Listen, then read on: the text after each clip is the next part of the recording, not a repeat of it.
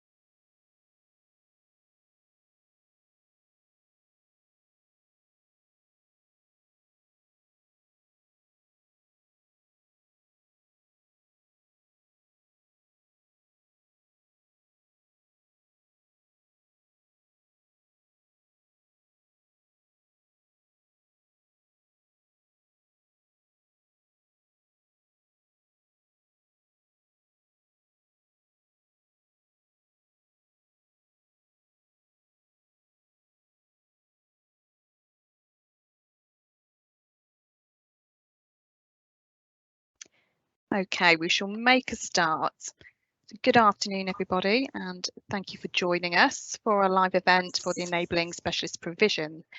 Today, the CITB commissioning team and programme leader will be presenting to you today, focusing on the next stage of the commission, which is mini competitions. So I'll hand over to Sula. Good afternoon, everyone. Thank you for joining us. Today's event is the second of the live events for the Enabling Specialist Provision Recommission. As you may know, Enabling Specialist Provision is the fund name behind the Specialist Applied Skills programme. And just to provide a brief recap, the current commission, which was a 3-year commission originally, that was extended by 1 additional year due to the COVID crisis, is coming to an end at the end of March this year. The new commission, once awarded, will start on the 1st of April 2022. We've got the following agenda for today's live session, which we anticipate will last for around half an hour, and obviously time afterwards if it takes a little longer. We will be recording the session and will make it available for everyone to access after the event. So today there'll be a brief introduction. We will provide an overview of the new commission process. We will talk you through the mini competition lots and what the process is for bidding for those, while taking you through the guidance. We will outline the next steps and where suppliers can go to for any support within the Delta system. So moving on to the introductions. To bring this commission together, it's been very much a team effort here at CITB, and the commissioning team has played a key role in developing, setting up and supporting this commission, as they do with other commissions on behalf of CITB. I'm Sula Snedden, the SAP team leader, and I'm joined today by 3 individuals from the commissioning team. They are Elaine Morrissey, Cheryl Morgan, who is producing the event today, and Veronique Durand. All 3 have been instrumental in putting this together. I've certainly learned a great deal about the complexities of all the commissioning side of things from working with them. They will be taking you through some of the areas covered in today's event. My role involves working closely with the suppliers in the planning of and the delivery of their SAP cohorts.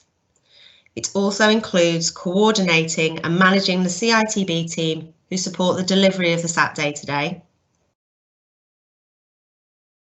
I work closely with many departments within CITB to continuously improve and support the programme.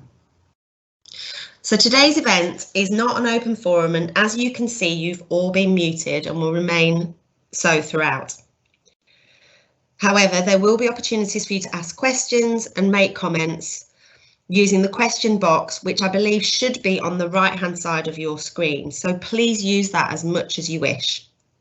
We're aiming to have some time to review questions at the end of the session and respond where appropriate, but we will also take those questions away and share responses with everyone in the coming days.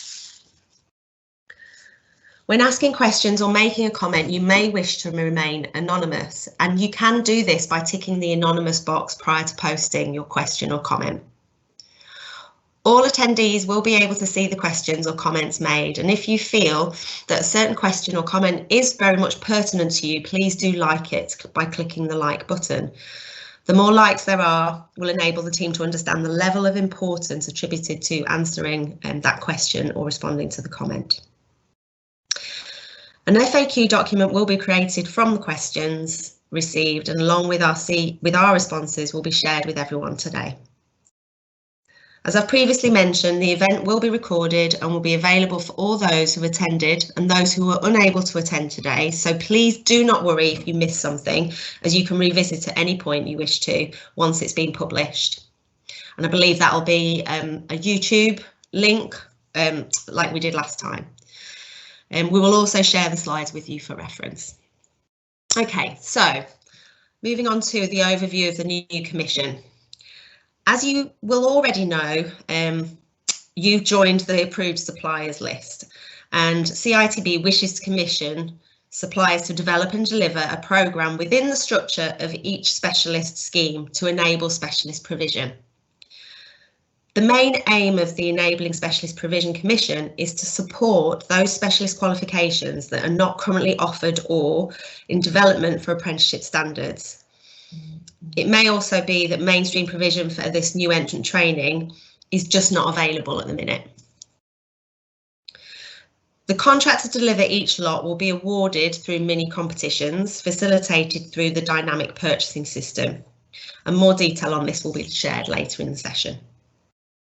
The value of the commission for the next 3 years has been calculated at £4.5 million, so approximately 1.5 million a year. The difference to the new commission compared to the current commission that is coming to an end is that the funding is going to be slightly different in its structure. So it isn't just going to be an upfront payment.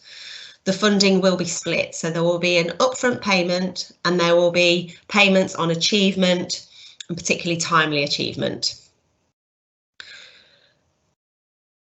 The contracts that will be awarded to the successful suppliers in line with the proposed forecast will be 12 months, and this will all be agreed through that process. A really important addition to the SAP moving forward is the eligibility for all the employers who are putting any of their trainees onto the SAP programme. They will be able to access the travel to train funding, which includes CITB covering 80% of accommodation costs that are arranged through the system that is in place, and any travel costs over £30 per week, obviously subject to meeting those requirements. We're really keen to ensure that we're representing all specialist occupations within our industry, and where the need emerges, additional specialist loss may be added to the DPS at any time, subject to application and approval. So now I'm going to move on to or hand over to Veronique, who will take you through an overview of the progress on the commission so far and the mini competition lots, which are due to open next week. Thank you. Thanks, Sula. Afternoon, everyone.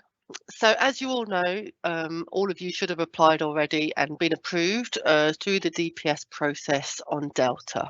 We've still got a recording of how to go through that process.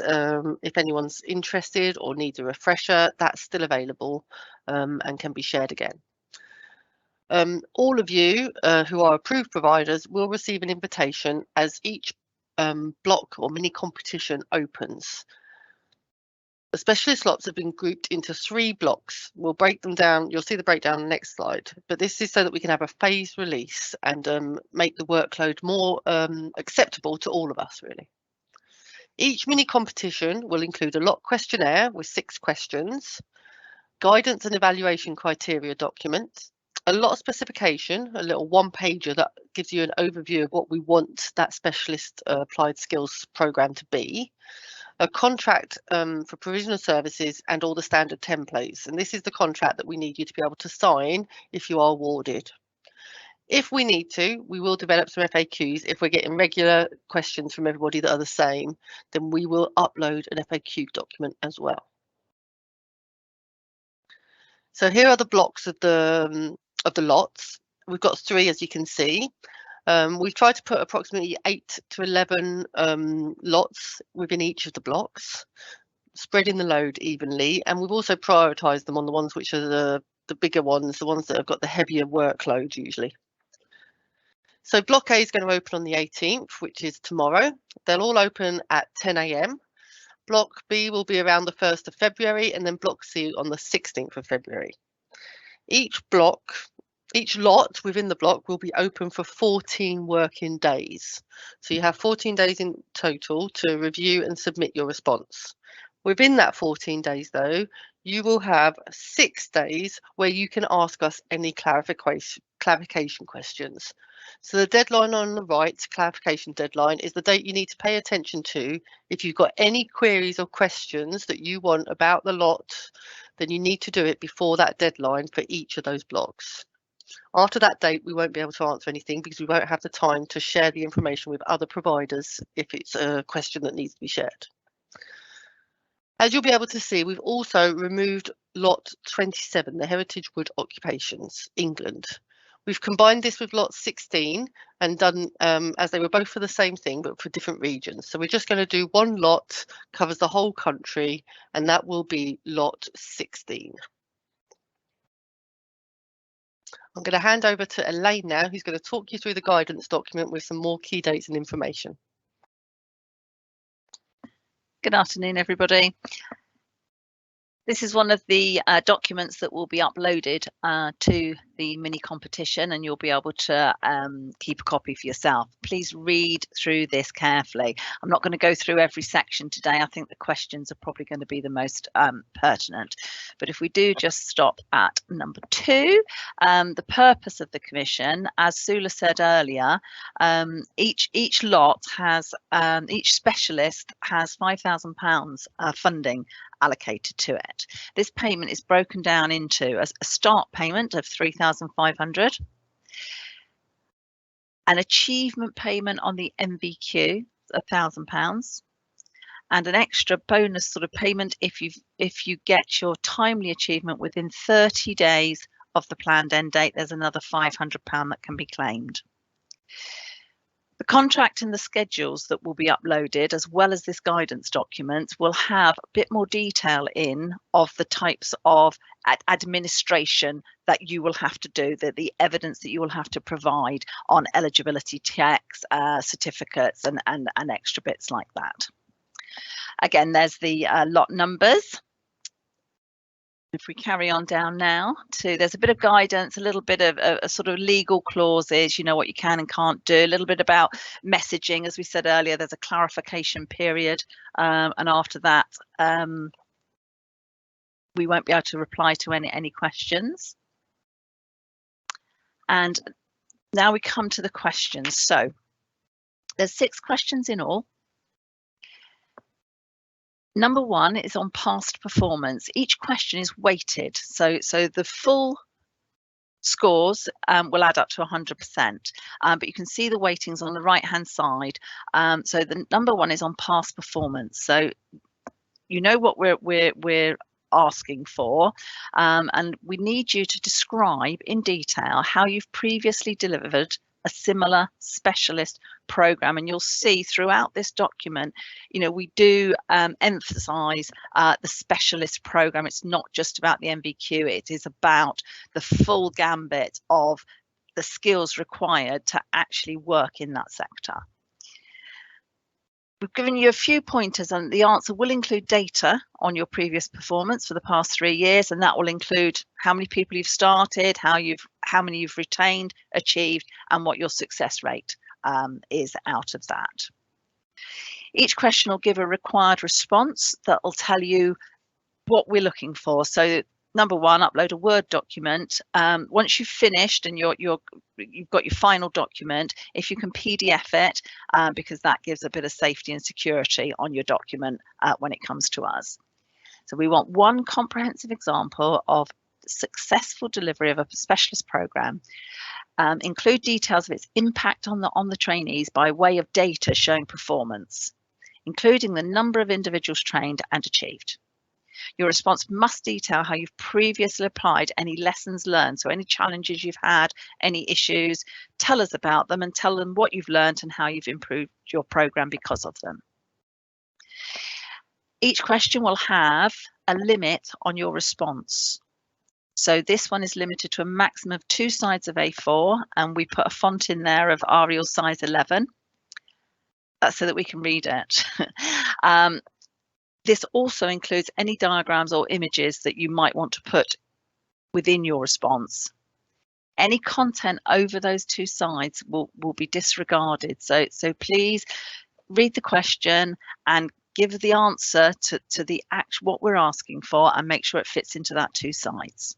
So that's 15% on you giving us examples of how you've done this in the past. So question number 2 is on quality. We want you to just explain to us your approach to quality assurance and on-programme trainee management. If you start a trainee, how do you retain them and how do you make sure they are successful? So again, this is a Word document detailing your quality systems and processes. Provide examples of how these systems and processes impact on the trainees. An important part of this is how you actually recruit and initially assess your trainees. So please describe that to us, highlighting any best practice that you recruit the right person for the right job and the right qualification. The other part of this is the employer base. To actually bring trainees onto this programme, you need a good employer base that are going to have the jobs on offer and the demand for those skills that you're training and delivering. This again is a 2 sides of A4 response to this question. 25% is on your quality and how you deliver these programs. So number 3 starts to go into a little bit more of the content of the delivery. We stipulate that the programme should take place over an 18-month period, which includes the off-the-job teaching, the training, and also the assessment in the workplace. The programme must include a full MVQ or a Scottish MVQ, including all the off-the-job knowledge training and any additional modules required for the sector. When you present your answer, we would typically want to see a minimum of 15 days for that off-the-job training. You will develop the modules obviously from the National Occupational Standards and map those to the MVQ, and that should have sufficient detail to show how the upfront learning is supported, and a good response will include detail on those additional sector training modules which may not necessarily feature in the MVQ standards. So we need you to provide detailed schemes of work. Now, it says detailed there, but actually we want the overview. We don't want your sort of individual lesson plans. So literally just list how the delivery, the themes of those days training and those additional modules are going to happen, with some sort of teaching methods and differentiation, what a normal scheme of work would look like. There's 2 parts to this required response, but we want you to upload it in one Word document. So the schemes of work will be probably in a table form and show how you've mapped them. And then just at the end, we want you to a small table, or it doesn't need to be a table, it can just be the dates of courses, but we want you to forecast or tell us what you've got planned for the next 12 months, how many trainees you're forecasting to recruit, and a rationale perhaps for those group sizes. It might be that your training room takes 6 or you've got to have 10 for cost purposes, but there's 2 parts to that. Yes, we want to know all your delivery, but we also need to know what you're forecasting to deliver over the next 12 months. We've given 4 sides of A4 for this, knowing that your schemes of work will probably take up majority of that with your groups, with your numbers at the end. This is sort of like one of the main questions that we'll be looking at, and therefore it's 35% of the 100% weighting. Question 4 we go on to, and we want you just to explain your training facilities, any specialist equipment you use, and your staff resources that you're going to be using for the delivery, including assessment, any occupational competence, verification and relevant qualifications of those staff. Important part of the resource is the administration systems that you have in place that's going to ensure all that paperwork and reporting requirements can be met by your training centre. Another Word document in 2 parts, one part detailing resources and staff qualifications, and part 2 to tell us about your facilities and administration systems. The marks will be heavily weighted on the response to staff resources. So 75% of it will be on staff resources and 25% on the actual facilities and systems. Another guide there to a maximum of 2 sides of A4. Coming up to question 5, we just want a short outline of your COVID contingency and what you've got in place. So if you tell me you're going to start 50 trainees in October, what happens if we have another lockdown? What are your contingency plans for that? There's a weighting of 5% on that one. The last question is a financial question. We say what funding we're giving out, but what we just want to know, and we'll provide the table for this, so you will need to download the table, fill it in and upload it again to the question. And we've already put a table in with the sort of headings. We just need to know the sort of overall costs of your specialist applied skills. There will be a part that you just put in how, you know, your training costs, how many people you're going to train. There'll be a part that says how much the employer is going to pay for their part of it. It's a fairly simple table. This is not a scored question because we just need to know that you've planned how you're going to deliver this programme. So no score on this question, but you will be required just to fill in that template that we've given to you. When you go on to the mini competition, which you will be invited to do, these questions should be relatively easily accessed, and majority of that narrative will be in the text box of the question. But you will also see a white question mark with a sort of blue background that is a help box, and that will have the size limits attached to it. And just a little note there that any uploaded document should be in PDF to prevent any alterations being made in error. So the award criteria is 100% on technical. This isn't a price-based commercial decision. This is, we are funding the programmes to keep the specialist provision alive. So if we just carry on through the document just so that you can see, we'll give you a definition of the scoring that you can read. And we have a panel of people that are appointed to evaluate all these responses. They'll use their reasoned professional judgment to attribute scores, and we will evaluate on those scores. The culmination of that is we have a consensus meeting where we agree all of those scores, and we'll keep evidence of why we've scored the question in that way so that we can provide feedback to you. As soon as we can after the evaluation, we will notify you of your success or not to the funding. A little bit more guidance on submission, you know, that the cost is down to you, all of those sort of things, and a little bit on the clarification requests. It's all got to come through the Delta system. I know that some of you will have local teams. If there's a particular reason why you would need to contact that local team, you need to request through our Delta messaging centre whether you can do that. So that's your guidance document. That'll be uploaded to the mini competition and you'll be able to read that thoroughly. Please do that within those sort of like first few days, so that if you do have any questions, that you can come back to us and we can get a clarification out to you. Lovely, thank you, Cheryl. The last little bit is a few sort of do's and don'ts. Please check the lot mini competition timetable for key dates and deadlines. Read that guidance and any accompanying documents thoroughly, particularly the contract, which will have it's got the legal clauses on the first lots of pages, but the bit that you'll be most interested in is the schedules and what you're being required to do. So read that carefully.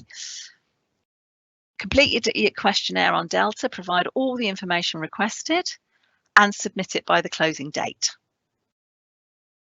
On your don'ts, don't communicate with any CITB teams outside of Delta, and don't communicate with CITB after the clarification window closes. I think we might send that mini competition timetable out again, because you can see we're doing it out in blocks. So if you're not in block A, you're not going to be invited tomorrow. You won't be invited sort of the first week in February or wherever the timetable shows you. So I think we'll send that out again on Delta so that you've got that separately. Now, we understand the pain you've been through with Delta, because we've done it as well. This is the first time that we've done a DPS on Delta, and we found that the live chat and the help desk really, really useful.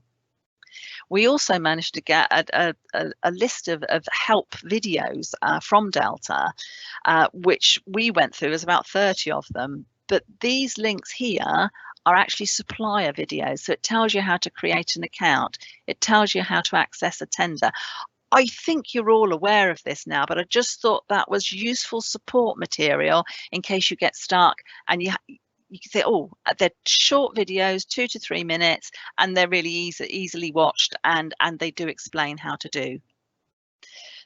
The changing the email and password, the email that you have given to us on your DPS selection questionnaire is the email that you must access Delta through. If you try and access through another email, it won't work. So if you're going to change an email, which is not easy, then you'll probably need to come through to us and ask us.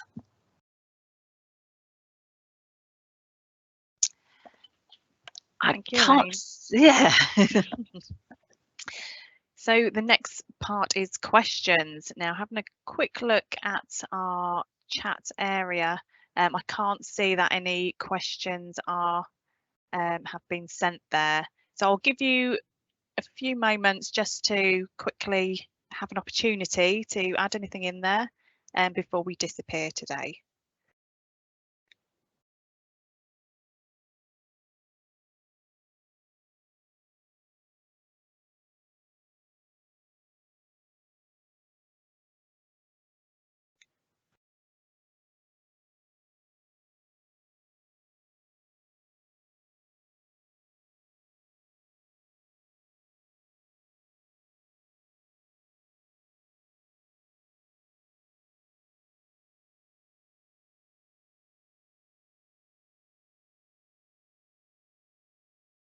Okay, well, I can't see that anyone is typing furiously on here.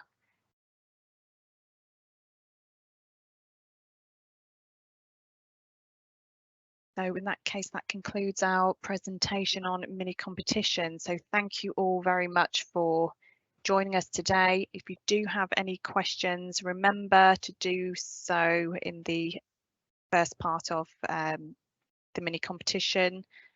You can still contact us through the message centre if you have any questions, and we will do our very best to get back to you as soon as possible. Thank you from myself and the team, Elaine, Veronique and Sula, and we look forward to receiving your bids. Thank you very much. Thank you. Goodbye.